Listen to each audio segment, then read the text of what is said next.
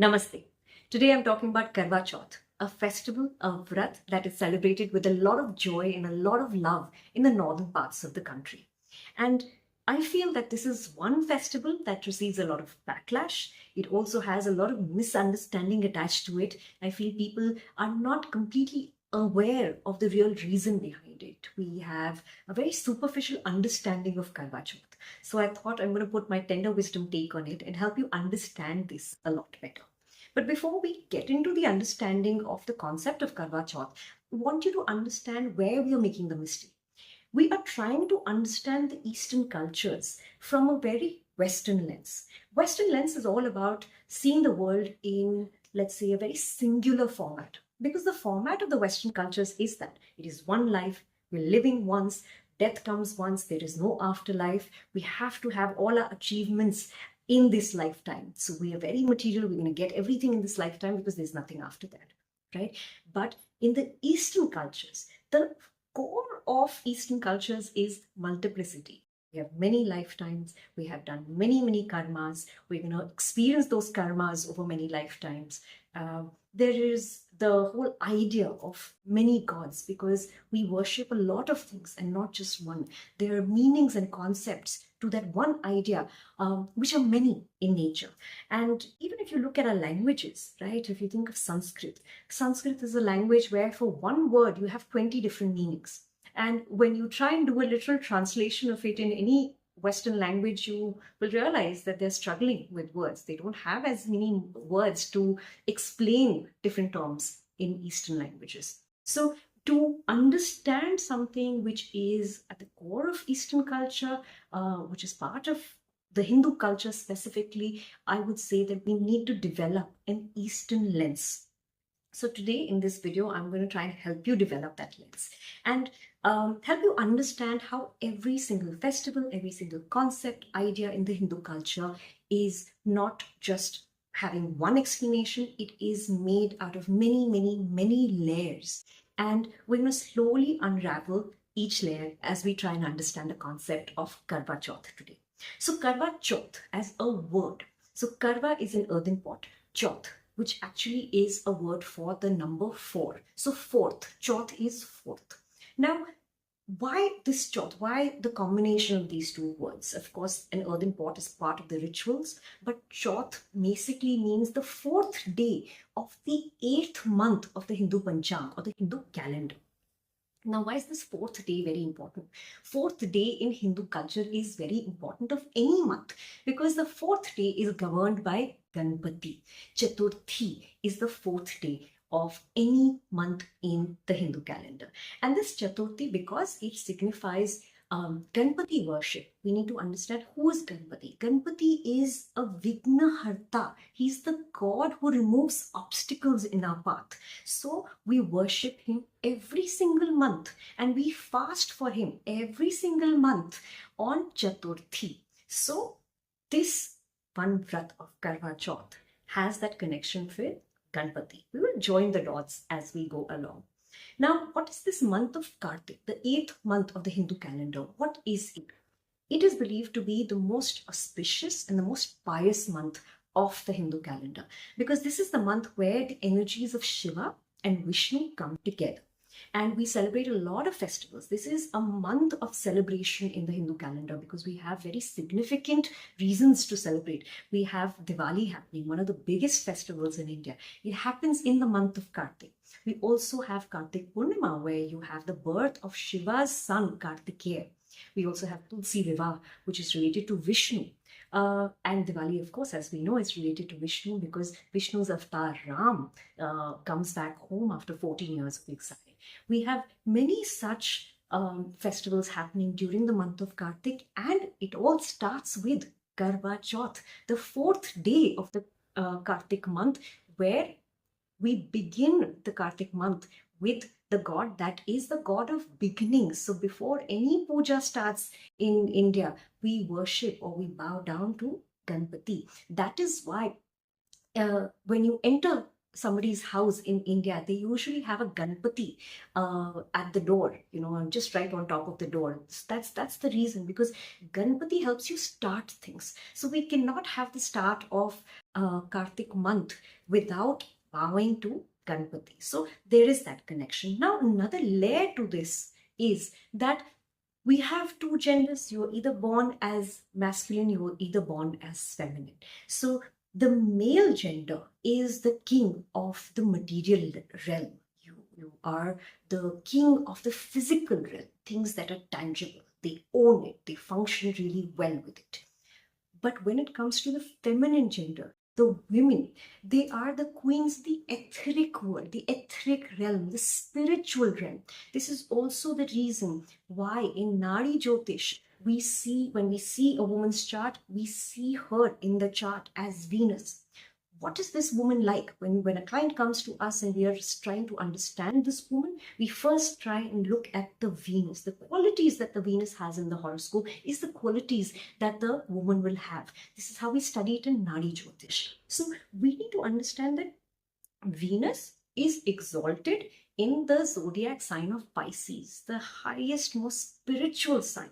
And what is Venus? Venus finds its spirituality and identifies with it because it feels that that is the true nature of love. Spiritual bliss. What is that? The highest form of love is the spiritual bliss, or the union with the ultimate lover, which is the creator of the cosmos. So keeping this idea in mind, we need to understand that while the male gender is handling the physical aspect of this universe, the female gender is handling the subtle things, which is things like intuition, which is things like the knowing, the all-knowing, right? The clairvoyance part of it, the knowing part of it, the knowledge part of it, the vidya part of it. That's why the Devis are given that status. They're the Devis of, the Vidya, which is Saraswati. She's the goddess of knowledge, or goddess of music, goddess of the arts. There is Lakshmi, again something where you think of Lakshmi, you're thinking of lots of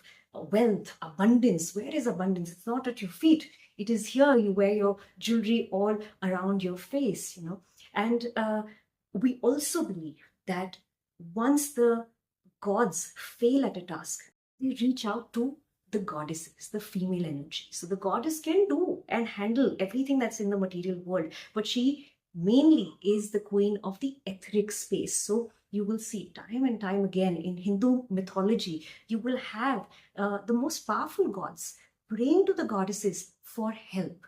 Right? And this has nothing to do with superior or inferior, but it has everything to do with who's handling what department.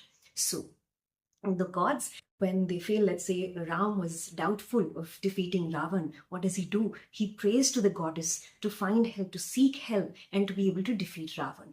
When gods like Shiva, Vishnu, Brahma, they fail at defeating certain demons, they reach out to the goddess to help them out. So we need to understand that the goddess holds certain powers of, whether it's the softer, subtler things in life, or it's the intuition part of it, if it is the all-knowing part of it, the feminine gender holds on to and masters that area of the universe. So that is why in Kartik Mas and otherwise also, when it comes to fast, we actually tell women not to do things because they're not the doers. They're not the kings of the physical world, where doing is what is the language of the physical world.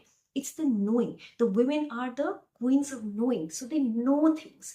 They perform things. They perform the rituals because you do something and something else connects to it. That something else, that bridge, that magical bridge, how something unrelated might happen, right? I'm doing my work, but a magical output comes out of it.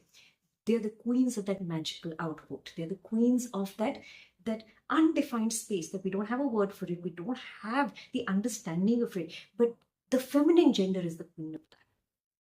So that is why when we think of a vrat, especially the Karva Chauth vrat, it has very little to do with how we define it in the current era of the woman is fasting for a husband to have a long life. No, the woman is fasting for higher spiritual powers, because Kartik month is one of the most potent months to increase your spiritual potency.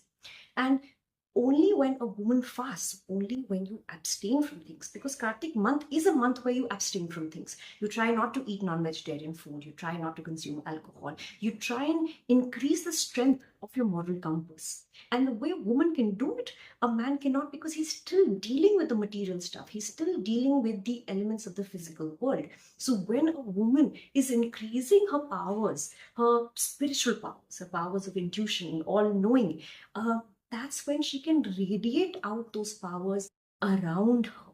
That will bring in more abundance, that will bring in more blessings. And the reason that it's done on the fourth day of the Kartik month is, firstly, we are beginning the Kartik month with a woman increasing her spiritual powers. That is one. Also, we are bowing to Ganpati, right? We are starting the Kartik month. So the first auspicious day that comes is the fourth day. So nothing starts without the blessings of Ganpati. So automatically when you're fasting on a Chaturthi, you are gaining the blessings of Ganpati. Now, remover of obstacles. This vrat is going to remove any obstacle in your path. How beautiful is that, right? So a woman has the power to remove obstacles. So who is the ultimate person to be fasting and removing obstacles in her path? If she has no obstacles in her path, everybody else, as a result of a ripple effect, I would say, does not have any obstacles, right? It's the perfect way of starting the Kartik month, the auspicious month. We're removing the obstacles in our journey of a month which is spiritually very potent. So the rest of your month is going to be a breeze when you've removed all the obstacles already. So part of the obstacle is, of course, you're increasing your spiritual powers by fasting, but part of the obstacle is also that your near and dear ones should be well off, right? We sleep peacefully at night because our loved ones are fine, they're safe, they're healthy, right? And that is why a woman quite naturally will benefit her partner. Now, in the olden times, you need to understand that when a marriage happened, it was a union. Very unlike the marriage that we have in today's time and age, where we see it as you do your thing and I'll do my thing and we'll still call it marriage. It wasn't like this. And you will notice that when we say Ram and Sita, we're literally saying it in one breath. The two people who are married are actually like a union. It's literally like one word. Think of Krishna Radha or Radha Krishna, right? We say it in literally one breath. And we need to understand that in those times where this is coming from, it's coming from that place that it is a union. And so the husband is no different from the wife, right? There is no fast that she is doing for the husband. It's a union. She is increasing her spiritual powers. She's welcoming the month of Kartik Mass, and the trickle down effect of all those blessings are going to her husband. Her abundance is not attached to the husband. Her abundance is spreading to the husband. Right? Her husband, her well-being is spreading to her husband, to her home, to her parents, to her children, to everything that surrounds her. So we have oversimplified the concept of Karva Chauth, where we say, oh, the woman is fasting for her husband so he can have a long life. Again, we are so obsessed with definitions and these one-liners in the Western culture, which is completely missing in the Eastern culture, especially the Hindu culture. So I hope you have a better understanding of what Karva Chauth really means. The fourth day, we're starting the Kartik month, which is the month of increasing your spiritual powers, spreading the illumination that you get from fasting on a day like this. And it trickles down to all of those people who you care about, your loved ones, your near and dear ones, and your abundance comes from all of it, right? In Hindu culture, we don't believe that we are alone and we are existing in isolation. We are abundant because we are existing with everything that surrounds us. And that's the beauty of Hindu culture. So if you don't understand these different layers, you will be completely lost at what Karva Chauth really means, and you have a very one-dimensional understanding of a festival, of a vrat. And fasting in general increases the potency of a person's spiritual powers. So if you do it on a day which already has a very beautiful, auspicious significance, you are doubling it up. And I feel that all the rituals that surround it again have a very singular meaning to them. We don't have a deeper understanding of it. We get done with it without really deep diving into the understanding of it. So I hope this video helps you to understand that. If you want to know more such things in the Hindu culture, you want to learn more about it, please follow Tender Wisdom, subscribe to the channel, and I would love to hear your views on this in the comments below.